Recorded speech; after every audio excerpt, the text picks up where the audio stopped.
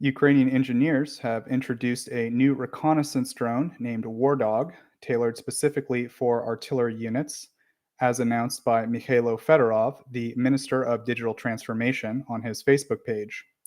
The War Dog drone is designed to excel in reconnaissance missions conducted in challenging terrains amidst enemy electronic warfare systems. It prioritizes countering enemy EW, enabling reconnaissance even in environments where GPS signals are suppressed. The drone is capable of operating in autonomous, semi autonomous, and manual flight modes to ensure mission effectiveness across diverse conditions. Featuring an autonomous flight duration of 60 minutes, the War Dog drone facilitates prolonged aerial surveillance and artillery fire correction. It boasts a maximum range of 10 kilometers with communication and up to 30 kilometers in autopilot mode, while maintaining a speed of 12 to 15 meters per second. Currently, the War Dog drone is being procured for Ukraine Defense Forces as part of the Army of Drones initiative. It has already seen deployment on the front lines, including in the Zaporizhia and Kharkiv directions, as well as in the vicinity of Kramatorsk in the Donetsk region.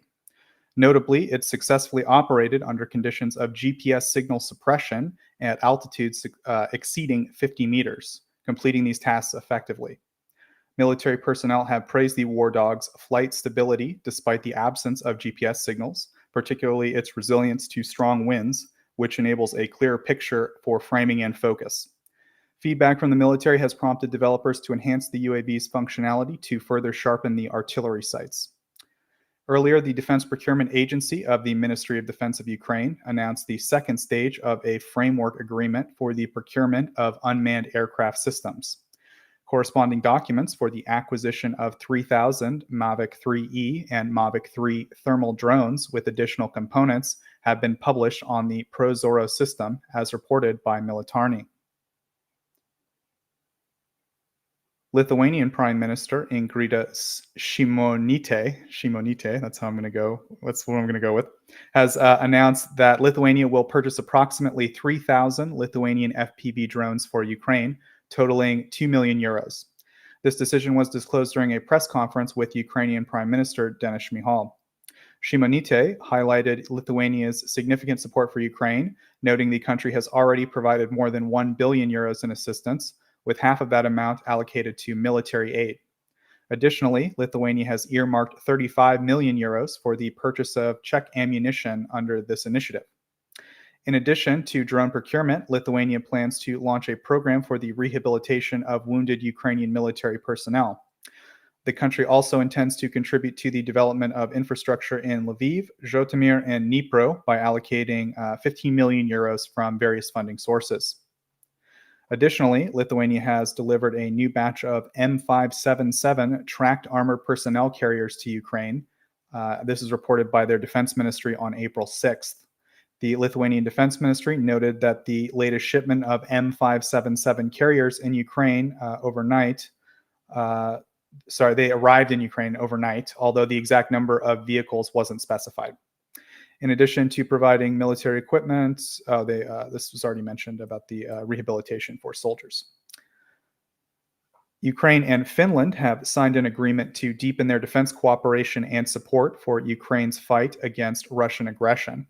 The 10-year pact demonstrates Finland's long-term commitment to assisting Ukraine. It covers various areas such as political backing, military aid, support for Ukraine's defense and security sectors, and assistance with reforms and reconstruction efforts. Additionally, Finnish President Alexander Stubb announced that his country will provide an additional military aid package worth 188 million euros to help Ukraine continue its defense against the Russian invasion. Finnish officials stated that since the full-scale invasion began, Finland has allocated approximately $2 billion in total support for Ukraine.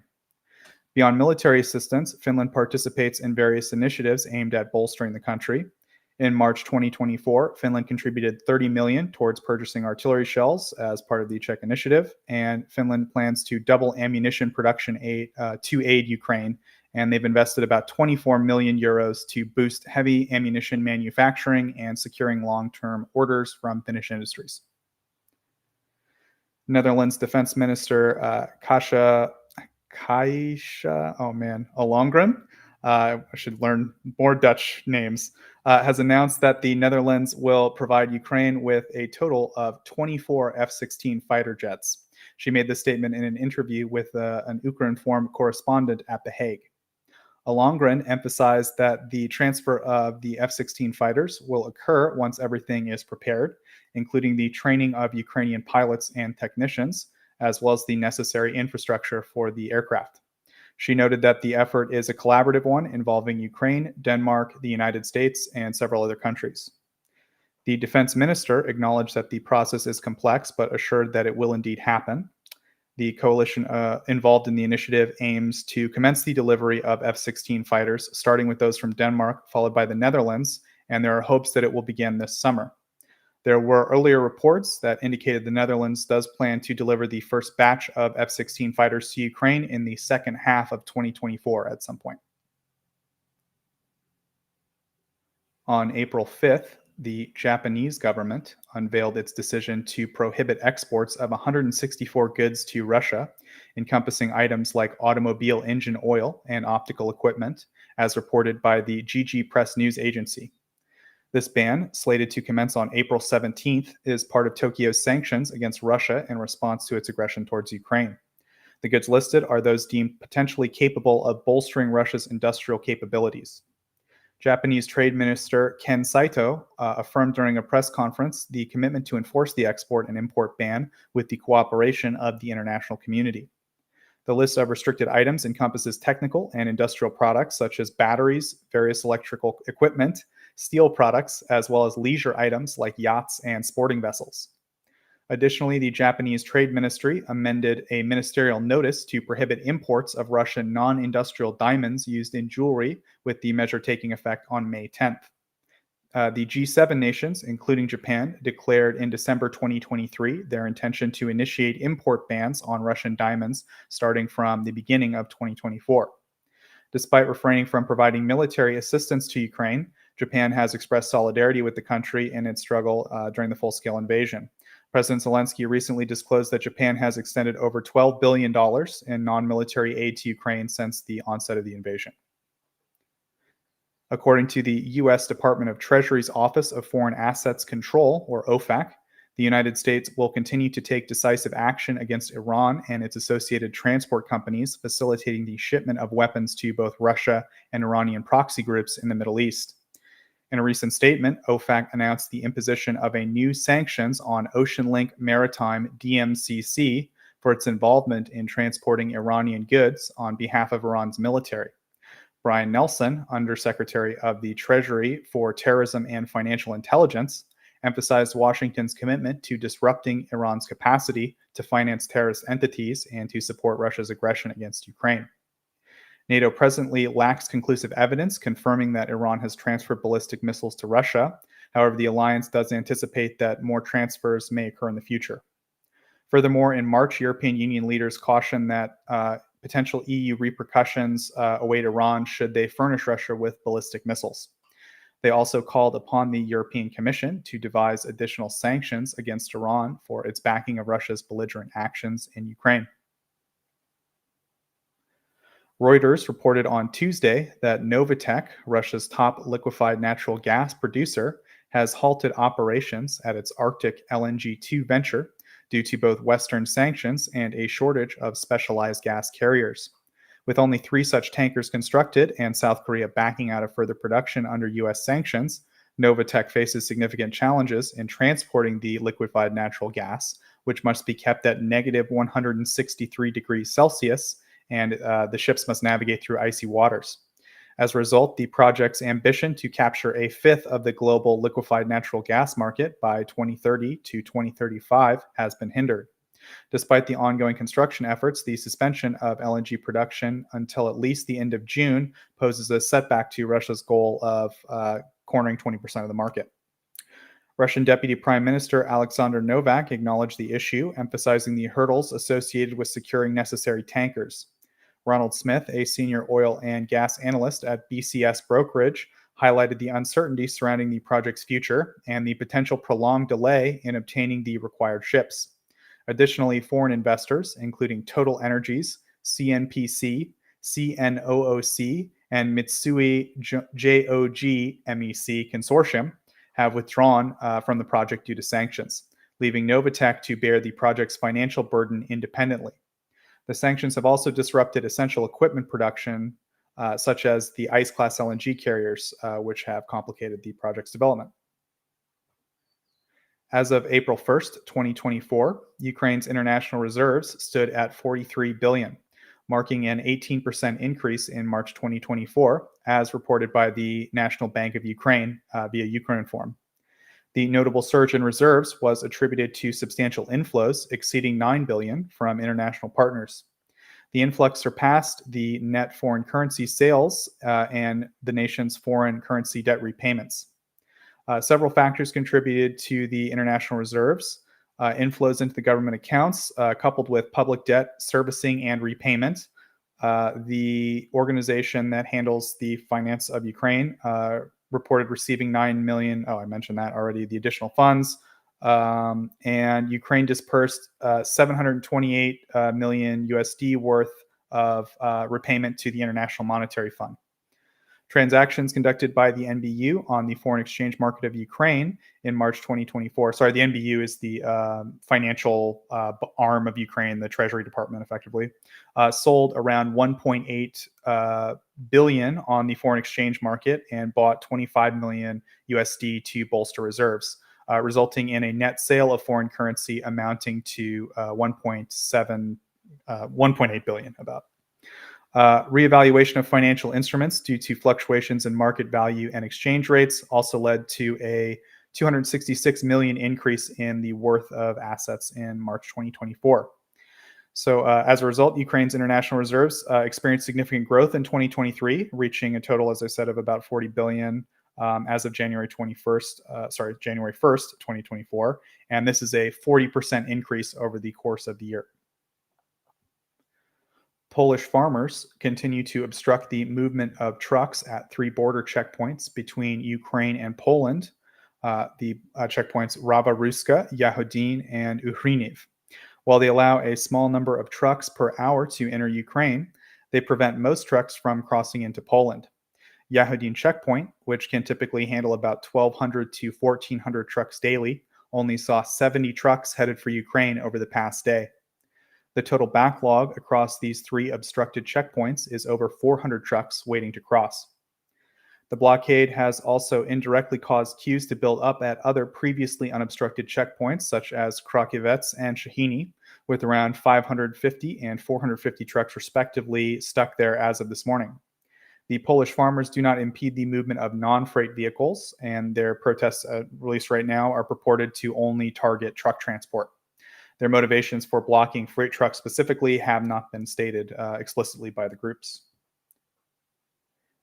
Czechia's Minister of Transport, Martin Kupka, has alleged that Russia has made numerous attempts to interfere with European railway networks in a bid to destabilize the EU and sabotage critical infrastructure. Since the commencement of Vladimir Putin's full-scale invasion of Ukraine in February 2022, Kupka claims there have been thousands of attempts by Russia to compromise these systems, particularly targeting signaling systems and the network of Czech national railway operator České dráhy. These cyber attacks have previously disrupted ticketing systems and have raised concerns about the potential for accidents if signaling systems are successfully compromised. The Financial Times cited a report from the EU Agency for Cybersecurity published in March, which highlighted the increased threats to transport, specifically noting attacks against railway companies, largely attributed to Russia. The report pointed out that major cyber attacks by groups sympathetic to Russia on railway companies in Latvia, Lithuania, Romania, and Estonia. Additionally, the Czech cybersecurity agency, NUKIB, has cautioned that a rise in cyber attacks in recent years, and they particularly targeted energy and transportation sectors. According to their report published in July, malicious actors have shown a growing interest in these areas. In a broader context, the European Union Agency for Cybersecurity has also issued a warning about the increasing risk of attackers employing artificial intelligence to influence the European parliamentary elections in June with disinformation. Volodymyr Kudrytsky, CEO of Ukraine's state power operator Ukrenergo, advocates for the decentralization of electricity production across the country as a crucial measure to safeguard Ukraine's energy system from severe consequences of Russian attacks. He proposes the construction of numerous smaller power plants to achieve the decentralization, emphasizing that the current concentration of generation in a few sites exacerbates the vulnerability when enemy shelling occurs. Kudrytsky highlighted the resilience of a small dispersed power system compared to a massive one or a concentrated one, suggesting that such attacks would not cause the same level of disruption to the energy system as experienced presently. According to Ukrenergo's assessments, the addition of the solar and wind power plants already under construction, Ukraine's power grid requires additional balancing technologies.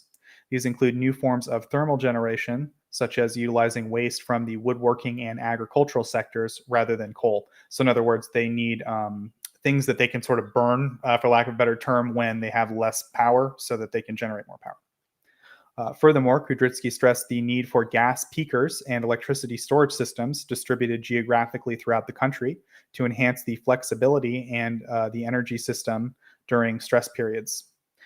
He notes that the damage to thermal and hydroelectric power plants has negatively impacted the system's balancing capabilities. Moreover, he mentions a recent attack by Russia on a rear solar power plant, indicating that this was the first such major attack of the war on like a solar generation plant. Russia's escalation of attacks on the Ukraine's power grid was particularly notable in late March, and this has heightened concerns about the energy grid. These attacks, including strikes on Kharkiv's energy infrastructure and assaults on thermal and hydroelectric power plants, aim to exploit vulnerabilities in Ukraine's air defense capabilities. The goal appears to be the collapse of the energy grid, potentially impeding Ukrainian efforts to expand its defense industrial base. Ukrainian Energy Minister Halushenko stated that depending on the situation in July and August, they will request that people conserve energy as much as possible. And he expressed confidence that the Russians cannot cause a recurrence of the blackouts that were experienced in 2022 and 2023. Even in the event of significant damage, he stated that there would be significant basic generation capacity that would cover 30 to 50% of the country's energy needs. The official acknowledged the possibility of an electricity tariff increase for households and mentioned that the government is exploring this and other options to finance the repair of energy infrastructure destroyed by Russia. Halushenko highlighted that the current situation is more challenging compared to last year due to the substantial loss of hydropower production and the need for planned repairs of existing nuclear units that just happened to occur this year.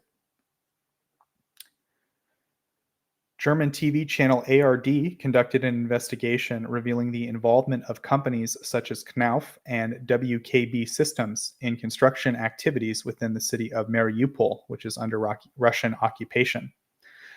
This revelation was significant considering an earlier report by another journalist in Germany, Armin Korper, from the German public broadcaster ZDF, as he created a report which was filmed from his post in Moscow that presented a distorted and idealistic image of life in Russian-occupied Mariupol.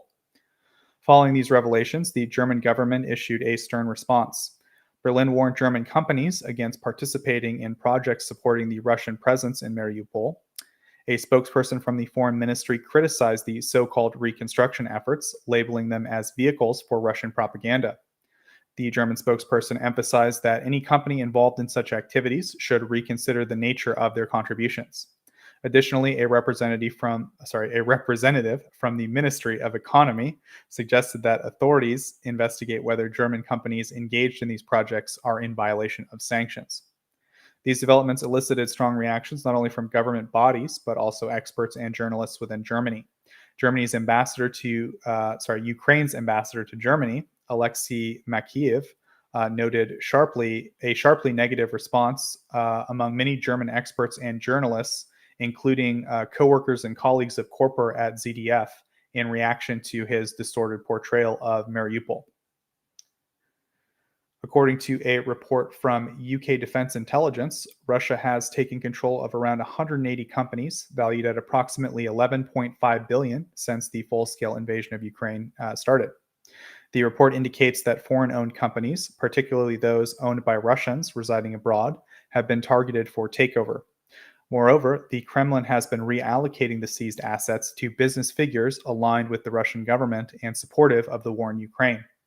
This process of deprivatization appears to be aligned with Vladimir Putin's vision of cultivating a new nationalist elite during the conflict.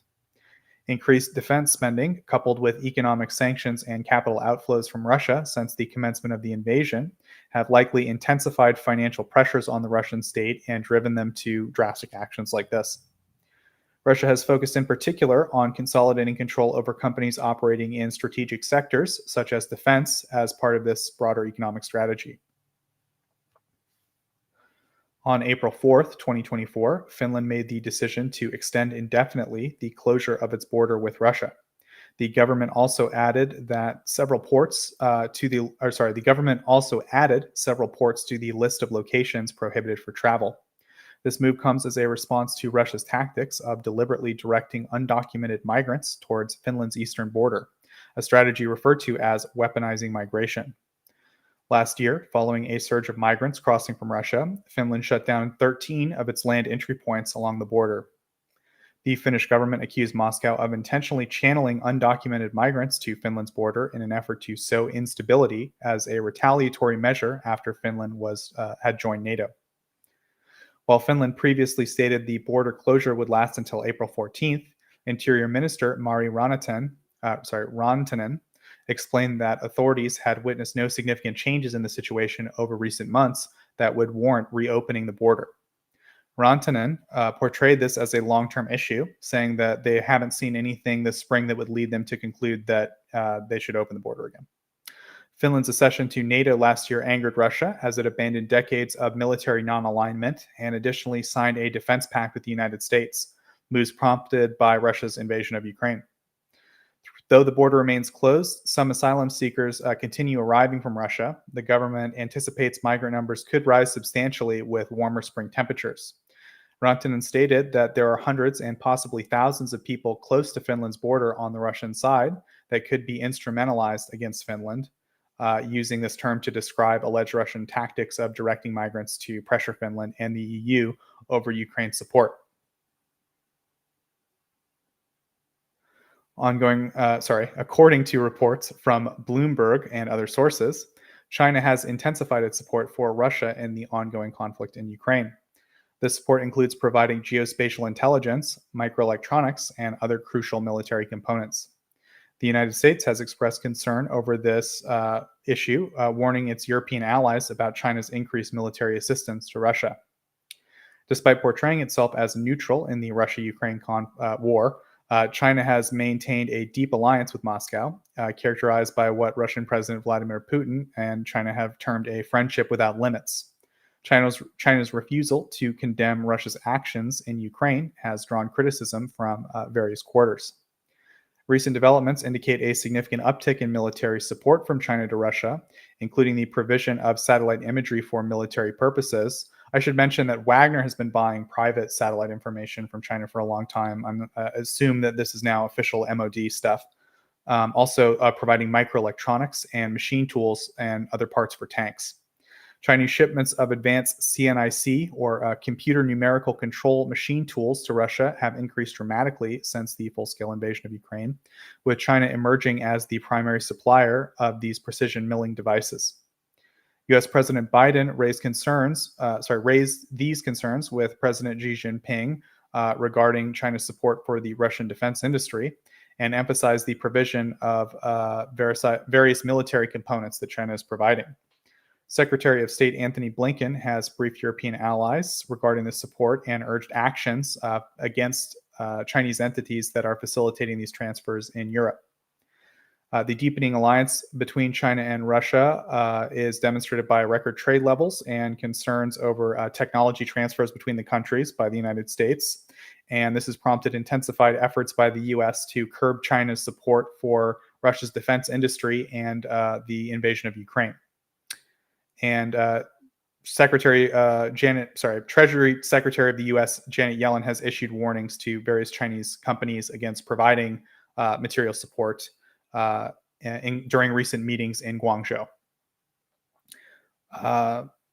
And so, sorry, the next topic. Ukraine is creating a new military ombudsman office called the Central Directorate for the Protection of Service Members' Rights within the Defense Ministry. This directorate will focus on safeguarding the rights of Ukrainian soldiers who have voiced numerous complaints and frustrations, especially regarding issues like rotation policies and the demobilization process. Reporting directly to the defense minister, the new directorate will be responsible for ensuring proper military benefits, such as leave allowances, social guarantees, and medical care for troops. It will investigate violations like the lack of provisions, denied leave requests, abuse by commanders, medical negligence, breaches of social benefit guarantees, and cases of gender inequality. Defense Minister Rustem Umerov stated that this centralized approach provides a comprehensive system to protect the rights of soldiers and their families through inspections and measures to restore any violated rights. The model is inspired by long-standing effective military ombudsman institutions in countries like Sweden, Norway, Austria, Germany, Canada, Ireland, the Czech Republic, and Belgium. South Korea has pledged a significant aid package of 2.3 billion US dollars to Ukraine, commencing this year. This announcement was made by South Korean Foreign Minister Cho Tae-yul during a gathering of NATO's Indo-Pacific partner nations, as reported by Ukrinform, citing Yonhap news agency. Additionally, Seoul has committed $12 million for the rehabilitation of injured Ukrainian soldiers, facilitated through the NATO Trust Fund designed for aiding Ukraine. Cho reiterated South Korea's steadfast support for Ukraine during the meeting in a speech. The South Korean Foreign Ministry expressed concerns regarding North Korea's provision of weaponry to Russia, emphasizing its repercussions not only for Europe's security, but also for the Korean Peninsula and broader Indo-Pacific region. He highlighted the potential threat posed to the global non-proliferation regime by Moscow's transfer of military technology and the supply of refined oil to Pyongyang. The meeting convened with representatives from NATO partner countries in the Indo-Pacific area, including Japan, Australia, and New Zealand. Additionally, Ukraine this week received 70 ambulance vehicles from the Korean government, as previously reported by Ukrinform. So that concludes all of the headlines for this week. That was a lot of news to get through. I had a little boomer moment at the beginning there, so sorry about that, everyone. Thanks for bearing with me. And now I will turn it over to Germinated to Ukraine. I believe you just have one little item for us this week. Is that correct, sir? Yes. One little item, and also very sorry about the blooper at the beginning of your news segment. No, it's my fault. I'm dumb. It was completely No, my I fault. mean something else. You probably missed it. Jonathan actually accidentally turned on my second monitor without me noticing it. Ah, It's fine. It's fine. Just my private bookmarks, just my private browser. Don't worry. Yeah. No. Back to I'm, the. I'm going to be editing this stream a bit, I think. Moving on. No, really, no big issue. It's like that. That's why you have folders, right? To not have like 1,000 bookmarks open. It's like Um, vacation season in Europe or something. A lot of the Tochnyi teams away. Ireland is on holiday. Biennale, of course, is in Ukraine right now. Just a bunch of folks at Tochnyi are away. So we've been left to man the fort, and we're doing okay, but we might struggle a bit. Sorry. So we will. I should Oh, add that that was totally my fault, and I clicked the wrong button. We do have quite a lot of the Tochnyi team in Rome for some reason. We've got like 3 members of the Tochnyi team in Rome at the moment, and they're sending all kinds of interesting photographs from that corner of the world. But yeah, sorry, Maurice, over to you. no worries. Yeah, back to the news. I just have one very little item, and that's that we got more details on the latest German military aid package pledged in March 2024. In addition to the 290,000 155 shells pledged in this package, 100 protected infantry not infantry fighting vehicles, but protected infantry vehicles were also promised at the time. We now know, due to the new details, that these are actually MRAPs, so not just lightly armored vehicles, but heavily armored mine-resistant vehicles. The exact brand, however, is not publicly known yet. Also new is the fact that 2 EW systems, so electronic warfare systems, 4 M3 amphibious bridging vehicles, and 5 mobile smart factories will also be supplied. The smart factories should be of particular interest here because it makes it possible to produce spare parts for military vehicles in extra large 3D printers on the fly. So when you're close to the front line, you have these metal boxes where extra large human-sized 3D printers are in it, and then you can print some spare parts for a big truck or something else when you have the file on hand. And just so very very good help. And yeah, that's the all the details we got. By the way, in the video I just showed, that's the M3 amphibious vehicles, the amphibious bridging vehicles. As far as I know, or if I recall correctly, the Dutch have pledged 6 of these to Ukraine last year, and now Germany 4, so it's 10 in total. And the video you now see that is these mobile smart factories. I believe, when I recall correctly, they got introduced by Rheinmetall in 2023, so it's a very very new system. And they're going to be in Ukraine very very soon. And yeah, that's all I had to say for this week. Part of Germany's ongoing quest to containerize everything. I mean, it's when it's in a container, right? You can put it on the truck and drive it anywhere. So Oh I yeah, can it's see brilliant. it's not like it doesn't look good, but it's functional, it works, and I think it's a cool idea. Yeah, and it's also Iris-T, right? It can also be containerized. Is that correct? Yeah. So just, I don't know, just seems like a pattern in the German military. And as you said, I mean, it makes perfect logistical sense why you'd want to containerize this stuff. I mean, that's how heavy stuff gets shipped around the world in a civilian context. So if you can containerize it, it opens a pathway for a lot of like smaller militaries to use it. And then just in general, I think it makes the whole process like less expensive for, you don't need these fancy specialized equipment or vehicles to use it, right? Yeah, no, absolutely agree. I mean, it makes perfectly sense, and I don't think it's a specific German approach. I don't think that Germany is the only country who does this kind of thing, to put everything in containers or make it more mobile, right?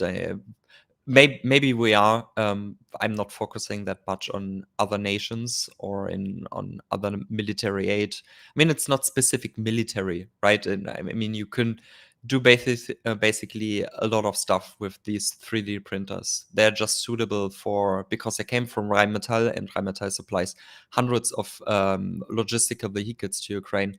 It makes perfectly sense to use them for the Rheinmetall vehicles, of course. Although Rheinmetall also repairs and overhauls and refurbishes their own trucks already in Ukraine. So yeah. Yeah, I mean, it's super impressive. They can move these factories around and 3D print spare parts in real time. Like that's pretty awesome. Yeah, absolutely. So I think you heard my little report on the Mariupol situation. I know you had a little tweet about that. I just wanted to make sure I kind of covered everything. Is there anything I missed? Because I obviously didn't listen to the news, the press conference, like in German. So I just wanted to give you an opportunity if you wanted to add anything to that. No, not really. Like you rephrased some stuff, but the words behind it are not 100% the same, but they mean the same. So everything was fine with your report. You didn't miss anything. Everything is great. Don't worry. Oh, thanks. I wasn't fishing for compliments on my report, but I guess good to know I was You comprehensive. were. You were. No, I just wanted to make sure we covered it all because I know you actually listened to the interview, whereas I just went and found a couple of press, secondhand reports about it. So, Yeah. here on Tochnyi, we always try to get to the source, right? So I was trying to, but it sounds like they covered it reasonably well. Yeah, you did fine.